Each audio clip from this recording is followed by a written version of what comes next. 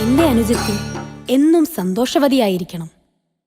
ഞാൻ ഓർക്കുന്നു, കെട്ടുകാഴ്ചയുടെയും പടയണിയുടെയുമൊക്കെ ഉത്സവമായിരുന്നു. കാർഷിക സംസ്കാരവുമായി ബന്ധപ്പെട്ട് കൂറ്റൻ കാളകളും തെയ്യക്കോലങ്ങളും പിള്ളതീനിക്കാളി ഭൈരവിയും ഒക്കെയായി എന്ത് രസമായിരുന്നു. ആഘോഷങ്ങൾ ഇന്ന് ആകെ മാറിയിരിക്കുന്നു. എങ്കിലും കുംഭകുടവും ഗജമേളയും 10ാമത്തെ മഹോത്സവത്തിന്റെ നിറശോഭകൾ തന്നെ.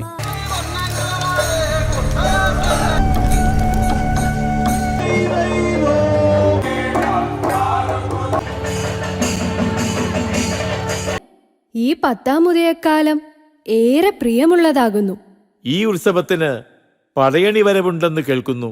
ശരിയാണ്. കാലമേറെയായുള്ള ആഗ്രഹമാണ് മക്കൾ സാധിച്ചു നൽകുന്നത്.